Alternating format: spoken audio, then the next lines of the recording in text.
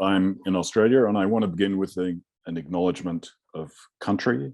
I begin today by acknowledging the Ngunnawal people, who are the traditional custodians of the land on which I am today, and I want to pay respects to elders past, present, and emerging. Let me introduce our panel today. We've got Raymond Sagapolutele, who coordinated a group that included Yasmin Tuia, Frank Tarlow, and Suneva Williams. They were part of a workshop for the VII Academy that Chris Morris ran. And it was a workshop to provide support for creatives in Aotearoa or New Zealand, and really help develop what was called a Pasifika perspective. And I think for a lot of people that will be something they're not familiar with. So Raymond, I wanted to begin with you. Could you tell us a little bit about what you mean by a Pasifika perspective, and what do you think is distinctive about a Pasifika perspective? Firstly, I'd just like to thank VII Academy for the opportunity to be part of the program, but also acknowledge as Pasifika the people of Aotearoa, Tonga Whenua, whose land we are humbly, grateful to be connected to.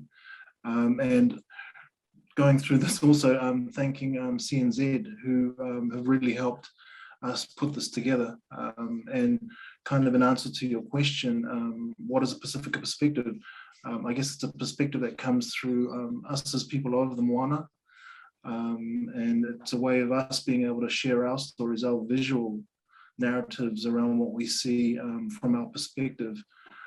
Historically, we've always been the subject of photography, but as time has progressed, more and more of us, whether we come from fine arts or journalism, taking up the camera and being the voice for our communities, especially those of us in the diaspora, and how we connect and find identity on a land that is historically part of a wider, I guess, Pacific community, but more recently considered something more colonial.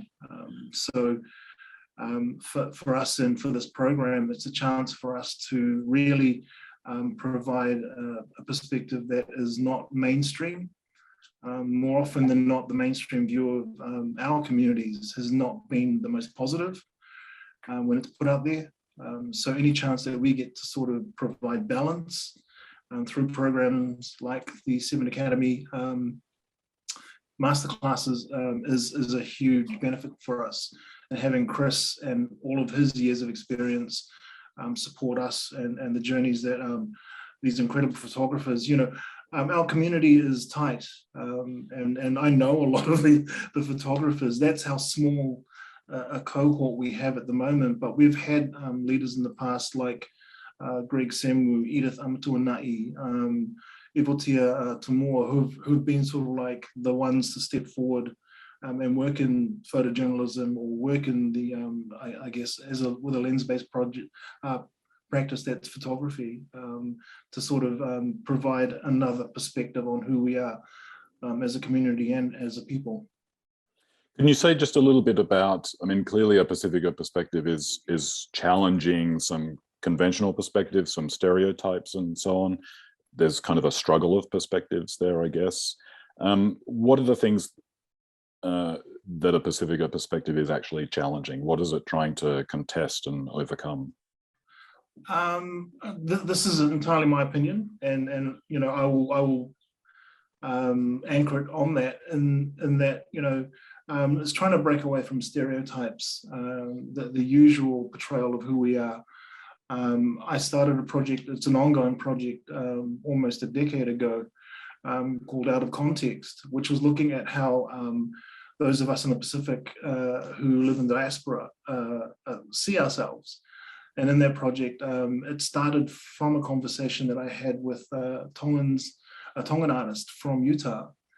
And he mentioned that it was good, to be able to come to Aotearoa and be amongst our communities and see us as we are, as opposed to looking online and only getting one sort of view of our communities. And I didn't quite understand what he meant until I did a search. And when you look up Polynesian or Pacific communities, the predominant images were cultural, which is not a bad thing, because that's an important part of who we are, but it's not who we are all the time. But if it wasn't that, it was also sports and entertainment. So the All Blacks, rugby league teams, netball teams, they're all amazing things, but they're not who we are from a day to day. So that project came about from just looking at an image of what we look like in the workplace, how we are amongst our families, how we see ourselves when we're just hanging out with our friends. And, that perspective is completely different to the narrative that we're seeing online. And so this project is a chance for, each of these photographers to sort of provide their view on the world. It may not, like some people say, well, why is there a photo of something that I could see that's, some other photographer's taken? And I say, well, the difference is this is a Pacific person that's taken this. This is their perspective. They're the ones who hold agency in this image. And they, it's good to know this and understand that and to get a different point of view. Yeah. So it's about providing a much more comprehensive picture and including a lot more things from everyday life rather than some of the exceptional things like sport and entertainment and so on. And those are all valid viewpoints, but sometimes, not sometimes, for many of us, that's not our reality. Our reality is a day-to-day life that involves, our parents, our siblings, the people we're connected to. Some of the people aren't even from our own communities, and that narrative is important as well, because that sort of, I guess that mixing in of different perspectives from another way of seeing the world is vitally important. And also there's, when it comes to the cultural practices, sometimes cultural practice or cultural, I guess, who we are as people isn't obvious. It's in the way we walk and the way we carry ourselves, and the way we speak, the way we see. And we can do that better than someone else who's an outsider coming in and trying to interpret that through their lens. Yeah. Final question for you for the moment.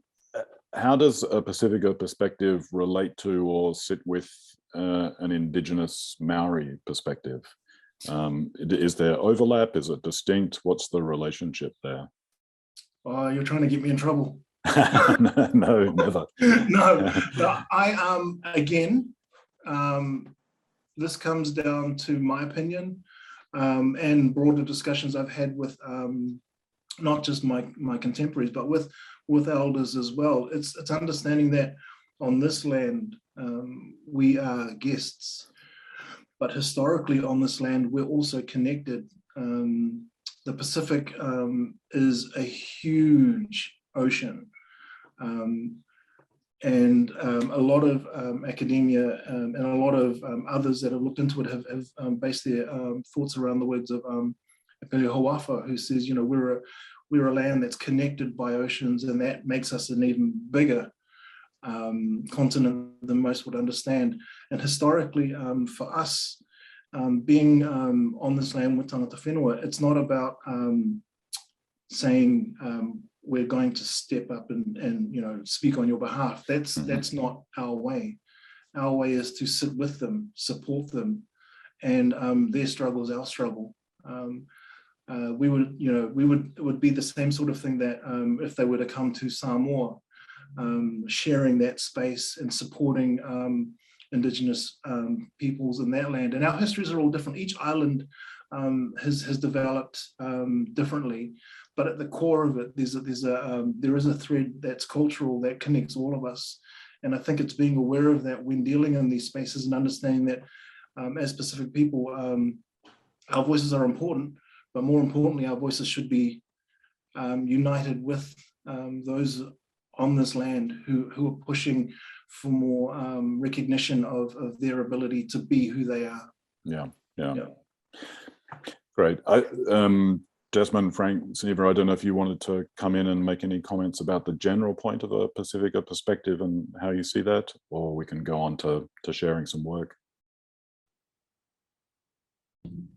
Share some work. Jasmine, why don't you, we'll start with you. We're going to see a body of work from each of you and talk that through and describe the work that you're showing us. Cool. And also perhaps just you could introduce yourself and your practice a little bit at the beginning about where you're coming from in terms of this work. Sweet, sounds good.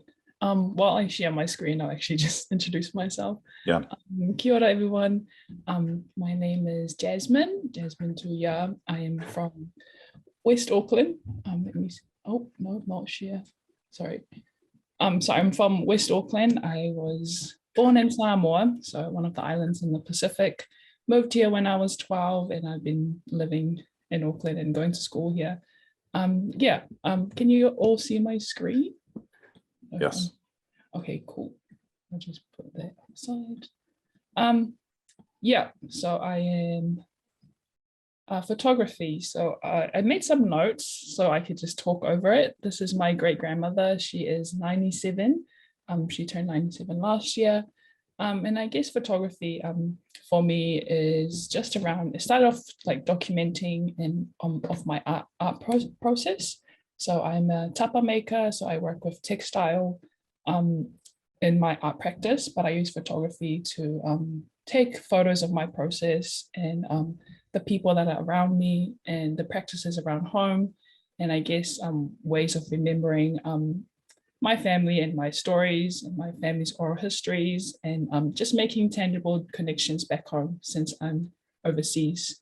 I use photography to just kind of connect back home and other things as well in my artistic practice.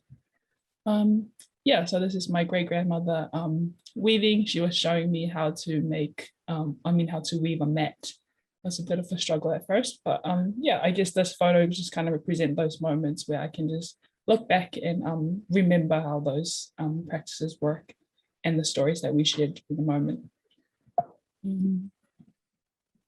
Another big thing of my photography, before I joined the class, I take a lot of photos of places, especially bodies of waters and like plants, and like, because I make with natural materials, so I take a lot of photos of the environment, domestic places, waters, lands, because those are the important things in my practice. And I guess I'll add on to the Pacific perspectives of the bringing in the natural and the just kind of honoring the places that I'm from and like the time of those where these stories happen, the land and the waters, and just everything between. I guess the reference part of my photography practice has always been taking photos of things so I can bring them home or just bring them over here where I am based right now, and just look at the materials and what I can make out of that. So that's been a huge part of photography for me, to document and then look at it for more ideas to work on my other art practices and other mediums. And I like the idea of photography to organize, to name things, to rename things, and to highlight important stories and memories. So these are some of the works I do from that. And Measina, so our cultural treasures. I also took, so coming home from Samoa, I looked into our cultural treasures, family heirlooms. This is a fine mat, traditionally it's very of high value in Samoa. And that's kind of how I got into photography in studio. So these are just self-portraits I took with this fine mats that my family, that I brought over for my family. And also one of the mats is gifted to a friend. So I think that's a significance of that. Yes, I use photography in the lighting studio in this instance, and that's how this was when I was studying, so that's how I approached photography then. yeah, for this class, I switched back to just my, oh, well, I can't say just my phone. It's a phone or a camera in my phone. Um, so yeah, I have Christopher, as you mentioned, as our mentor. And I think the class has really made me look into my own environment, especially during lockdown. And it was perfect timing because it was holidays, it was the festive season. And Chris really liked this photo, so I thought I'd open up with this photo. um, yeah, and it's basically around my home. These are my cousins and my siblings. They came over during the holidays and we were just watching a movie before they left to go back home. And it was really sad after that. But this just goes around ideas of our family dynamics. This is what's normal to me. I don't know about other Pacifica people, but I think we do all share the importance of family relationships and our, I guess, the relationships or the va or the space between ourselves, our parents, our siblings, especially a sister and brother relationships. Yeah, so I think those are the things that come through when I look at these photos. It's just kind of, yeah, it highlights those ideas that are important in my family as a Pacifica. Yeah, so usually in my family, we have a lot of talks or just consultation, and this was one of them. And that was just before the beginning of the year, you know, just get the old talk from my parents, like do good in school and all that stuff. But yeah, it's really nice. We laugh, we cry, but it's just nice to have that open space with our parents. I guess as a diaspora, we get to learn these new ways of living in a contemporary, like Pacific time. But yeah. This is everyone just saying goodbye to my other cousins. There's more of us. And it's the same thing as well. These are all from the class as well. Yeah, it's a really sad time, but it's also a really good time. These are just my siblings just doing their chores, you know, and I'm just sitting there just taking photos and telling them to not look at me, but they didn't really care. So that was all good. Yeah, I really like this photo. Put it on. As Raymond said, there's photographers that are gone before us or just still around us. Like Edith Tuvalu. She was the first photographer, Samoan photographer that I learned of in high school. So she had a really big influence on the way I like view Pacific photography. Like I think looking at outside photographers, I felt the need to kind of make work that was like theirs, but it didn't represent my my own sense of identity. So I think looking at Edith Tuvalu's work really brought me home, and just yeah, and just being around other Pacific photographers now, which I'm really grateful for. This is just my siblings just waking up, and I'm there with my camera. Yeah. It was another morning of saying the goodbyes to my other cousins. And this is a photo from a Christmas morning. We all went over to my auntie's place in another town in New Zealand. And we all just, I think a big thing in island families, whenever we gather, we all just sleep in the living room, and we all just like sit there until it's time for food. But yeah, usually I feel like young Jasmine would have not shown this because I don't know, I feel like I'll be embarrassed to show these kind of spaces. But yeah, it gives me like, I feel what Raymond was saying, like agency to show who we are, and like there's nothing wrong with having different home spaces and dynamics. So yeah, this is a really special like moment for me to show this year. But yeah, the good old dinner with cousins and just talking, which kind of relates back to what I was talking about with family dynamics. And some of these kids and my families, we haven't seen them in like years, and some of them we haven't met So it was a good time to get out and meet families and just talk and get the kids to kind of know each other. So when they grow up, they can have more gatherings. Yeah. This is just more from my holidays. And then this is when everyone was sad again, when it was just us. Yeah, I think it is coming to the end. That's great, Jasmine. It seems like that you were using photography in terms of your art practice and those incredible studio shots to record things and then documenting things in the landscape. But now you're really engaging in documentary photography of your family and your life, as it were, everyday documentary photography. Is that a fair way to characterize it? Yeah, for sure. I think I never looked at it in that way. Like, so I think this class has really taught me that it's every day, just embracing the everyday in at home. Those documents. And how does your family? I mean, presumably you show these photos to your family. How do they react to seeing themselves in the photos and so on? What's their response to them? I think, well, I showed them the photos and they're like, oh, yeah, which is, I guess that is kind of like a good response, because then I don't want them to feel like they're made as a subject, like just looking at it more than just a subject of my works. I think they just look at it and then it's like, yeah, it's me. That's me in my natural, like, I don't know, habitat, like my brother just on holiday, just lying on the bed. Yeah. And they were, I mean, in photography, we talk a lot about consent, getting consent from people to be photographed and to be shown. And they were happy for you to photograph them in these situations and so on? Yeah. I think when I switched to my, the camera on my phone, they were more chill about it. But when I first started the class, I used a camera and they were kind of just avoiding it. It's either that or they'll just smile and pose. Right. But I think the phone or the camera on my phone was like, they're just more used to it, so they didn't really mind.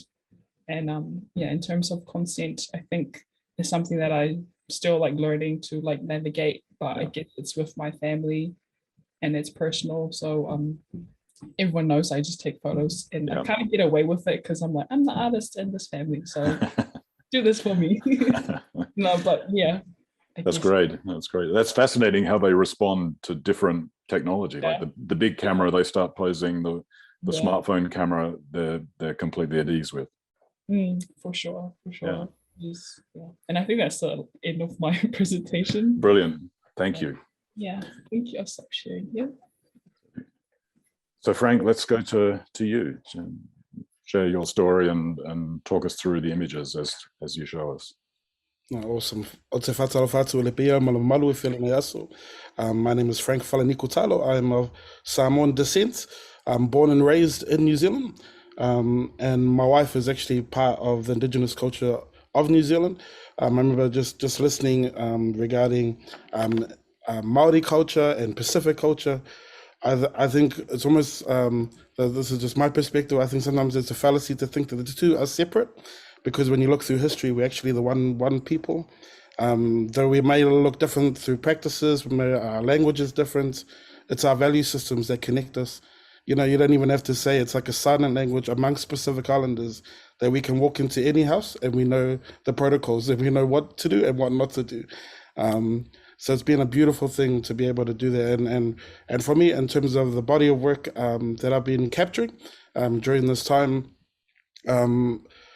my son and I were invited into a martial arts school, a Maori martial arts school actually, and the name of the school is Te Rako Humari, which means the weapons of peace. And this just pertains to one particular tribe, Tainui. And let me share my screen and I'll show you a body of work. Great. So it's my privilege to actually journey with them. These photos are taken throughout a duration of a year, and I'm still documenting because I think there's a lot of stuff like Raymond said, you see the sports sides, you see the performing arts side, but in terms of lifestyle and cultural sustainability and revitalization of culture, the day-to-day stuff, sometimes you don't really see that. So I was really been given the privilege of being able to sit there and then just document it from it specifically. So so I'll just share my screen. So I thought it would be appropriate just to start with a Māori whakatauki, which talks, it says, so let me just, That's yeah. good. Kia whakatau muri te haere whakamua. And it says, it says, look to the past while walking into the future. The experiences of the past help shape the present and the future, and let these past experiences, whatever they may be, guide us towards being better. Kia taumata rau. And so my very first slide, what you'll see is there's a couple of Māori guards. This is all working in regards to the kingitanga, the Māori king. He's not the Māori king representing all of New Zealand. This is just particular parts, but I won't get into that. There's quite a bit involved in there. But what they're doing here is raising the flag. So this is the Māori king's flag. And what you'll see is that that's actually a hut. They call it a manawa, and there's 4 aspects of their flag. Every time they raise it, so every time we have school or any practice involved, we have a raising the flag ceremony. And what that flag represents, the heart represents showing a regard for others. The tongue, you'll see the tongue coming out with the 2 hands. It talks about people should be cautious of what they say. You'll see the cross on top of the forehead with the anchor. It talks about being anchored in Christianity, or being anchored in Christ. They have a firm belief in Christianity. And then you got the Matariki stars above that, which talks about heralding a new season. So it talks about there's a new day and the new day. And these are just some of the things that were characteristic of the Māori flag, or the kaupapa, or the way of doing whenever they came together. So, bearing in mind, I did say it was Te Rakahu Māori, which you'll see that written on the Warriors jersey over there in the middle. And it means weapons of peace. And so basically what I wanted to do was I just wanted to capture just the everyday, like what they do. There's a little bit of a story around why they call it the weapons of peace. And I'll share a little bit of history. In 1881, Governor Gray met up with King Tawhio, which was the king of their time. And basically what he did, he grabbed all the muskets that belonged to Gray, and he said, no longer will these be weapons of warfare for us, but we will pick up our weapons of peace. And what you'll see is there's taihas, and which is like a spear, if you were to say that, and patus or meres. And they were saying, now when we pick up our weapons, there'll be weapons used for peace. So I just wanted that as a starting point when I was documenting this. So this is them raising the flag. What you'll see in the next slide, we have formations. And what you'll see is the diversity in terms of ages. There's young, there's old, there's men, there's women. And it's such a beautiful, beautiful thing to be a part of, because what you'll see, the inclusion of all family. And I just wanted to capture that so you can see they're doing one of the formations of the stances, of the staff, or the rako, they call it. So next slide, you'll see some of the women performing some of those salutes, because there's different salutes that they learn that really talk about our history, talk about the land. So it's all encompassed in the actions and the movements that you'll see. So what you'll also see is that there's kids watching them, and as they're demonstrating the martial arts. And then on the same level, the same day, you'll see the same woman in the kitchen getting a feed ready for the kids. And I really love that, like it's all about family inclusion. It's all about keeping their oratory history rich. And they do that through teaching haka. New Zealand's famous for its haka. Wherever I've traveled around the world, it's funny, I was in Cape Town, and I remember when I was in Cape Town, all these people saw me from a distance and they started doing the haka, and they were shouting out. And it's real funny how people see an image of what a haka is, but deep entrenched in the haka is oratory history. It talks about where the people are from. It's talking about the heroes of old. And even the markings talk about generations. They talk about genealogies. They talk about where people are placed and who they look after. So it's quite a sacred thing, and it's quite a beautiful thing that they preserve and they teach the young ones. So again, you'll see some of the seniors, and I took this photo through a window of the kids learning the different structures and the different calls. Yeah, so it's all encompassed, and it's really beautiful. And then it leads on to a time of grading. So here's the kids at the time of grading, and they're actually welcoming the Maori king or the Maori representative of the crown. I mean, of the Maori prince in this particular instance. So they're welcoming in, and they do this pōwhiri, and all the kids get to demonstrate what they've been learning throughout the year. And what follows on from there is that this is the Maori prince being witnessed with all the dignitaries, and they're cheering them on, and then followed on by an award ceremony, which in essence you'll see all the people in black, all the seniors, and then you'll see the Maori prince in the middle, and with all the kids with their certificates, identifying that they've gone through the kaupapa or the rituals that they needed to learn during their time, just to preserve and revitalize their culture. And then you can see all the smiley faces. It's such a beautiful thing.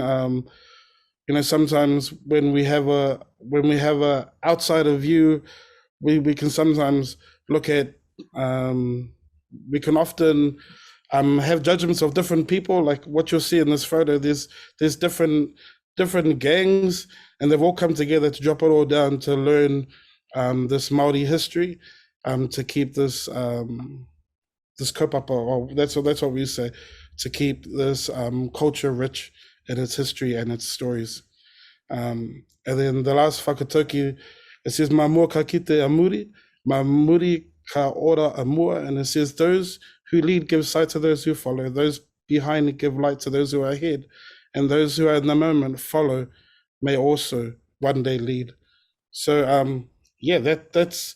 that's it from me, and that's it from me. I'm just going to stop the share, and I just wanted to, in essence, sometimes we're always painted the wrong narratives, and for an Indigenous culture to New Zealand, I want to start documenting the beauty and really celebrate that beauty and the diversity through the lens. And one of my big influences is Gordon Parks. I loved how Gordon Parks would take on a narrative, and he says, "Hey, I'm not going to pick up a gun, I'm going to pick up a camera." And I thought, man, let's change perspective, let's change narratives by showing the beauty of Indigenous cultures. But that's why it takes sometimes a Pacific Islander to grab a camera, because they're disarmed. It's not, you have that relationship. And one thing I really took from one thing that Gordon Parks did was he would go into places and for 2 weeks not have a camera. I was actually involved in their whole kaupapa for 3 months without no camera. They didn't even know I was a photographer. And it wasn't until after I said, "Hey, can I help document this?" And they said yes. So even to this point now, I'm working on a book for the king, and just documenting and just showing the beauty and just freezing their time, as Chris has taught us, to be able to freeze their time and celebrate the diversity and the richness of the culture. That's great. That's great, Frank. Great story. I mean, it seems in a way, that seems like the camera for you has become a weapon of peace. Yeah, 100%. We were the family. I said in my bio, we were the family that always had family albums, and there was always opportunity to mock others, and it was the connection that we had with others, and I think for me, I want to be able to give that back to whoever we're photographing. Yeah. You've been working as a photographer, is that correct? You've been shooting weddings and portraits and so on. So is this sort of documentary storytelling, this is a new turn for you, something that you're developing now? Oh, definitely. It's definitely evolving. I think when I've followed, like, sorry, Raymond, I don't mean to blow your trumpet. I've been following Raymond's work for a long time. He's someone that I look up to in terms of photography. And I just love it how it's been evolving for me. So, you know, Raymond would just say, just shoot, just shoot, just shoot. And eventually it'll come together what you want to do. And I think shooting weddings, shooting sport photography. I've done boxing for a little bit, like I shot boxing photography for a little bit. I just find all of them come together, and I realize it's a combination of the things to be a better storyteller. Yeah. Yeah. And just you mentioned right at the end that you were doing a book.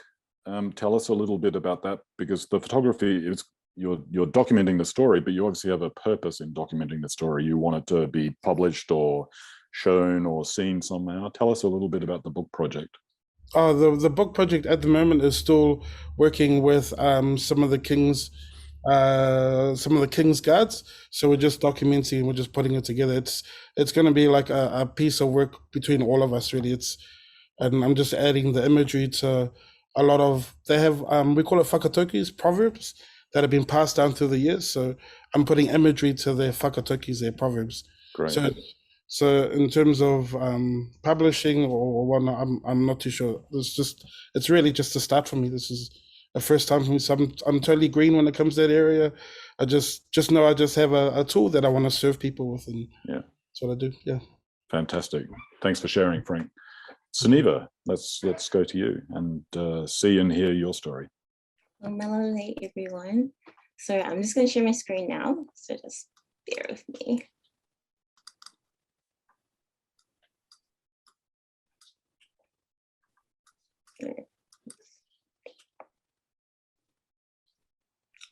That's great.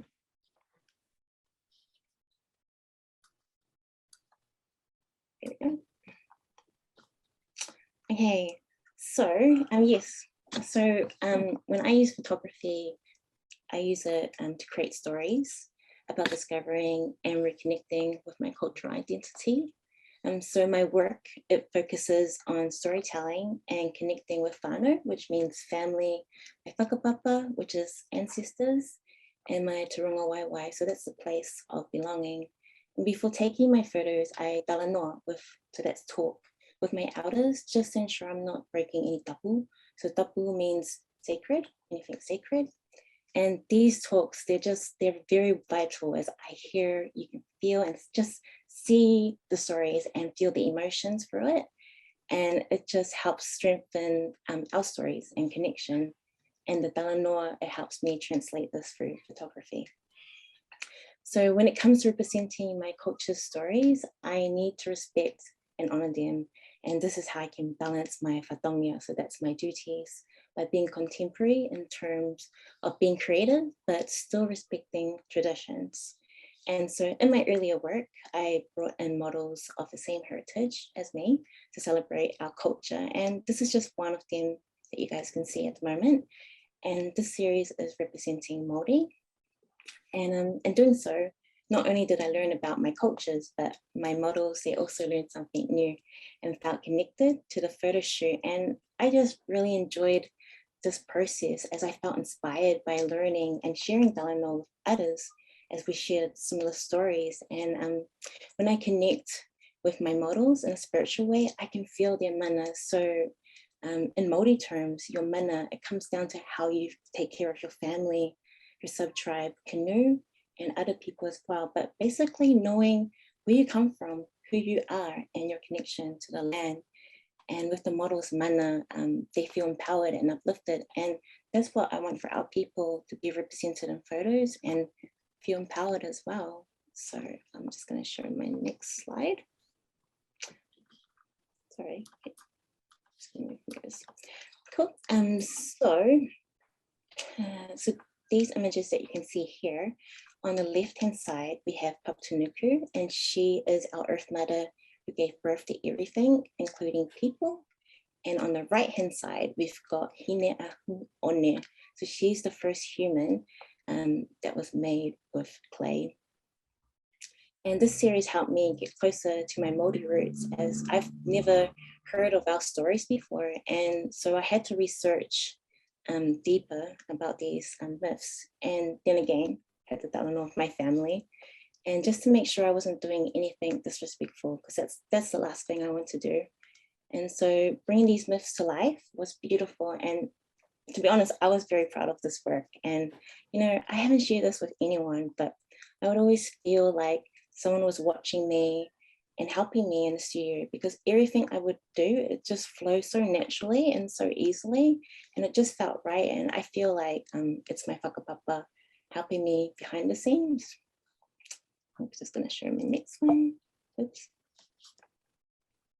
There it goes. Oops. There we go. Okay, so these images, they were actually taken in the first lockdown in New Zealand in 2020. And these two images are of my son that I took inside my house using only natural light. And in the series, I wanted him to acknowledge his ancestors and basically where he comes from, and preserving these memories and educating my son of his lineage. So on your left side, you got the European side, and then on the right-hand side, it's his Cook Island side, because my husband is part Cook Island. And in each photo of the series, there's a white butterfly. As we believe, our ancestors are always watching us, and they transform into butterflies. And I know in Māori, it's birds. So for us, we see them, and then we know that they're there watching us. So here we go. So at the VII Academy, I just learned so much from Chris, Raymond, and my kainga, so my extended family here. And this is the series I am working on at the moment. And as you can see from my previous work, I usually photograph inside. But because of lockdown, I was unable to connect to other people and even no photography studio. So I had to change my scenery and relearn how to photograph outside, because as you all know, the lights outside is totally different. Like, you can't keep it constant like in the photography studio. But that was a big learning curve. And, you know, I was so worried in this class, I was so worried because I had never created documentary photography before. And as my previous photos, they were all styled, and I had to show the models how to pose. So I just assumed that I had to go look for something that was happening in the world for documentary.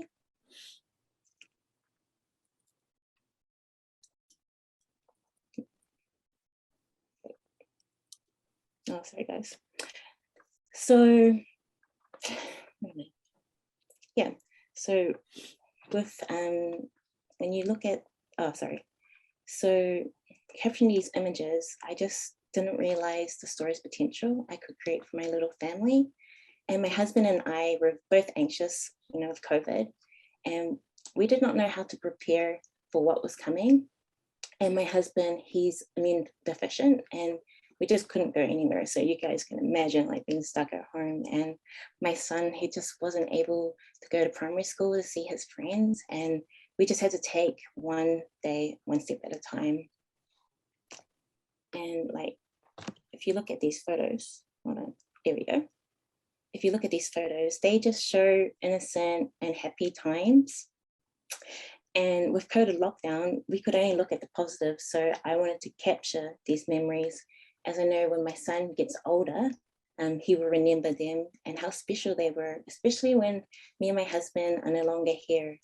And my son can still cherish these photos and not think about the time we had to stay in COVID, but a time we got to share, got to love each other and make memories as a family.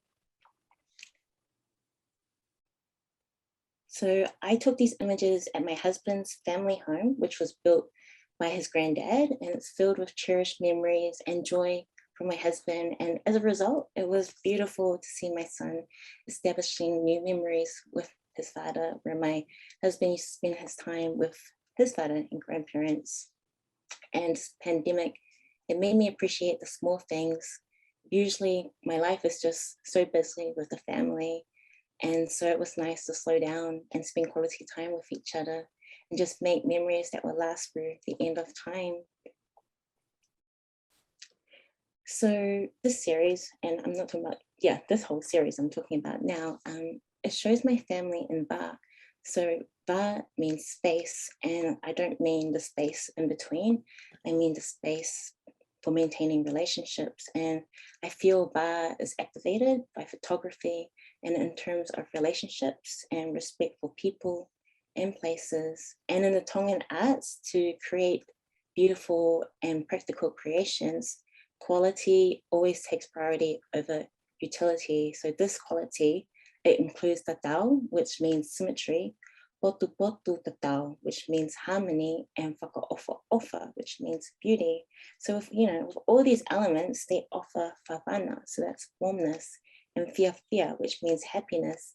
And I just hope that my photos bring this out, the warmness and the happiness.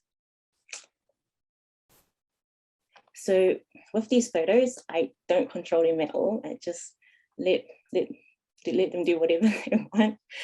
But I don't control them, and I let them take me by surprise and capture what Chris calls diamonds in time. So these are innocent moments where my family are just themselves, and there's something extraordinary about the candid moments which happen naturally between my son and husband, and just memories that we did not know would happen in the future.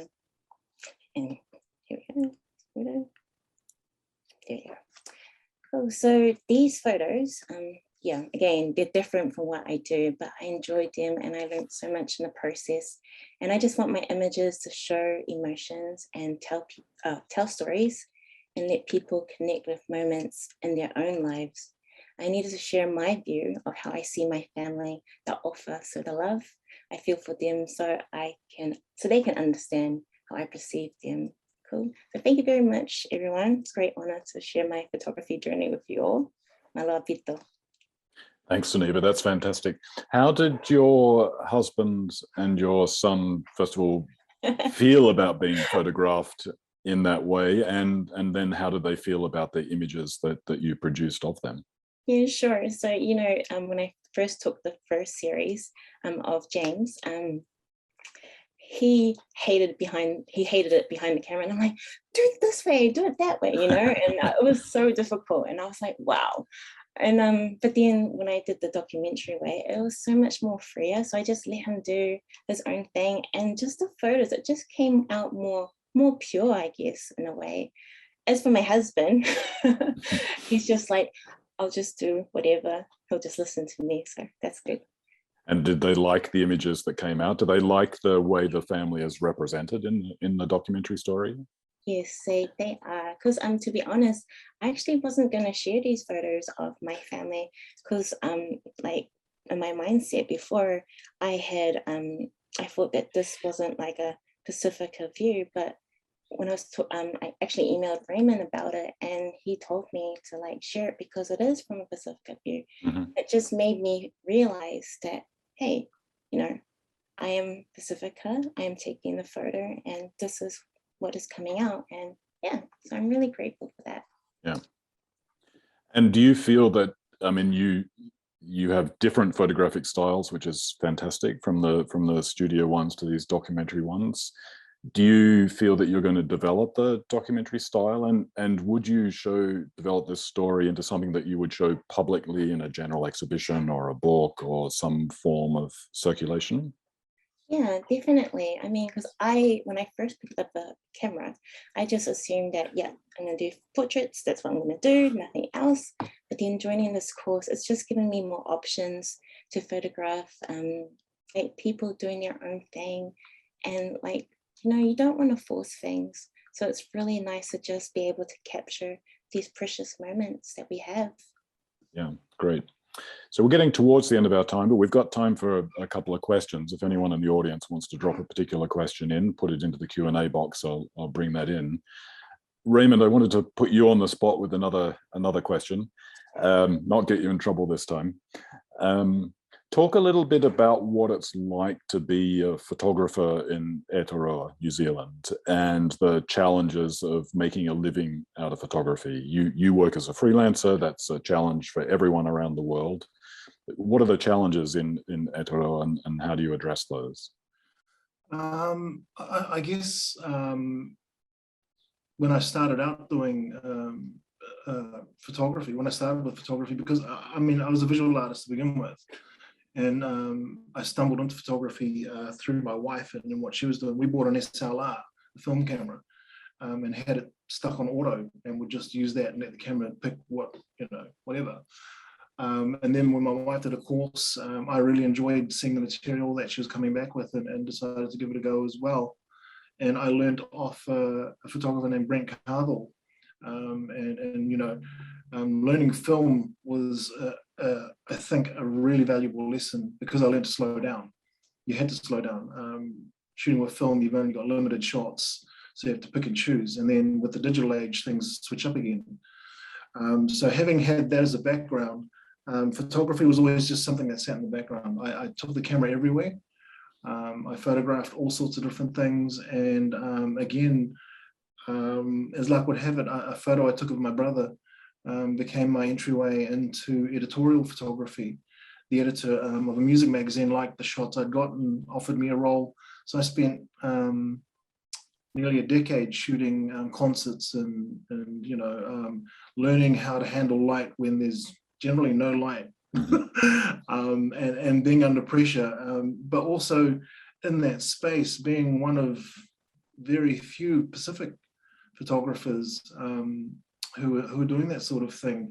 Panina Mamoisia, who's on our who's in the cohort as well, she started coming through, and she's done quite a bit of that now as well, and seeing more and more in that space. Although in saying that, given what we're in, and this goes back to freelancing, events and all that sort of thing have been impacted through the pandemic, and that, I think that's just a general kind of overview on all of the arts. The pandemic's really knocked us back, and we've had to adapt. And the word everyone uses is pivot. As a freelance photographer, I've learned, and this is where the Pacific side comes in, I've learned to nurture relationships with people. I've learned to respect and honor those that I've worked with in the past, and that's sort of helped me get work moving forward. People will remember, Raymond worked really well, and we will bring him back in to do this project. And a lot of that's come from my upbringing of being part of a Samoan family, and understanding that your elders deserve respect, your family, your siblings deserve respect, and you nurture these relationships. As Suneva mentioned, that VAR relational space, it connects all of us.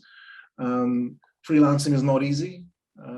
You never know where your money's coming from 1 month to the next, and I've sort of had to grit my teeth, because projects that I had on the go have suddenly stopped, and I'm lucky in that because I've got such a huge community, they're supportive, and they bring me through. So VII Academy has been part of that journey.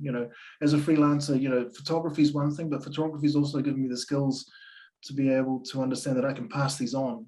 And that's vital from a Pacific perspective, is nurturing and supporting those around you by, it's not just about you, it's about what you're part of. And if I can pass on my skills to another generation or to those around me, then that's what I'll do. It's not the most profitable way of living, but I think life's more than money. That mawhana, that warmth that you feel from being part of bigger projects. I'm currently in Aotearoa teaching photography to intermediate students, so they can tell the world about how they see their environment as it's impacted by climate change, and there's so many things going on in the world, but one of the things that we learned today, or we taught today, was getting to look at the smaller things, the smaller details in life, and understanding that little things are as important as the big picture, because the big picture is made up of a lot of little things. And as photographers, we have that chance to capture the little things and kind of present their face to the world. I think I've gone way off topic on how I feel being a freelancer, but to sum it all up, I don't think I could ever do a 9 to 5 again. I'm going back to teaching or lecturing at AUT this year, but I'm only doing it based on I can sort of say, you know, I can have this amount of time. I don't have to do it as a 9 to 5. It's part of my bigger practice as an artist. And I love the freedom of being able to move within and out of projects and support. Yeah. So we've got a question from Julia. So I hope there's an answer in there somewhere. Yeah, absolutely. But I mean, I think the answer is that the challenge for you in Aotearoa is the same as the challenge globally for freelancers, is that you pick up certain pieces of work to pay the bills, to do some things, and then you pursue projects, you tell the stories you want to tell. It's both difficult but possible. And I think that that's something that you share with photographers around the world in that sense. It's probably, everything's distinctive in its place, but that particular condition of working as a freelancer is quite similar across a number of locations. So yeah, definitely. Question from Julia in the audience. She wants to know if the group that was in the workshop, whether you'll maintain it as a group. Do you see it as a group developing, and perhaps do you think about doing a long-term project together at some point, or do you see projects being interconnected somehow? How do you think things are going to look a few months down the line, a year down the line with the group? Who wants to? I'm going to apologize because my internet connection is really playing up at the moment. That's okay. But I feel that with the cohort that we've got, I would love us. I would love to maintain the relationships we've built, and I think that's across the board with the team, but also with VII Academy and their support. It's brought forward the importance of these networked groups and communities, because as you've seen with the work from Suneva, Jasmine, and Frank, everyone has a different voice, and all those voices really lend themselves to giving an overall image of what's going on, especially you know, with our Pasifika communities. So whether it's 6 months from now or a year from now, I'm really pushing that we not only just have us as, you know, connecting in more and more of our community to be able to do what we do as visual orators, as I like to put out there. You know, oratory is a huge part of who we are, and this is a way of us being able to tell our stories with our cameras while being still part of that community as well. Yeah. So final question for Jasmine, Frank, and Suneva, just your thoughts. What's your ambition? What's your dream with your photography? If you could imagine one thing a year from now, a few years from now, or whatever, what would your ambition and dream about photography be? Jasmine, do you want to go? Yeah.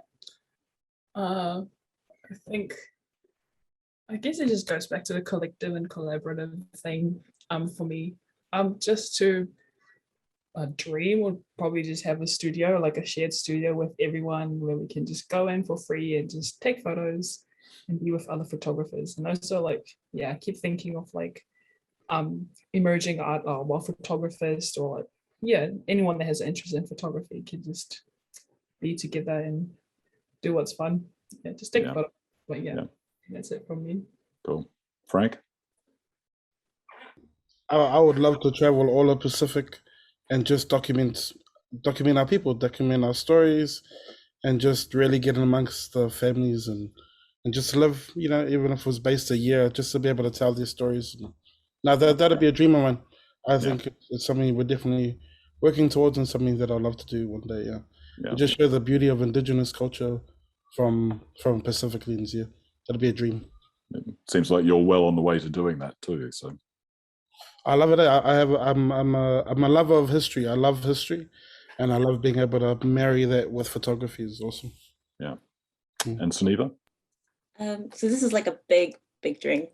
I don't know if any of you have heard of Lisa Rihana, but I absolutely love her work. And I would love to bring our stories up into like the international space and actually share it like wider. So that's my big dream. Yeah, that's so exciting. Yeah, fantastic. Well, that brings us to the end of our time. I really want to thank all of you for really opening our eyes to the stories that you've been telling, the work that you've been doing, and the perspective. It's a part of the world that sadly we don't hear enough from. I think though with you, we are going to hear more from the Pacific, and that's going to be very important. But thank you very much, Jasmine, Frank, Suneva, and Raymond for being with us and sharing those things. And we look forward to more discussions later on this topic. Bye, everybody. Thank you. Thank you. Bye. Thank you. Thank you.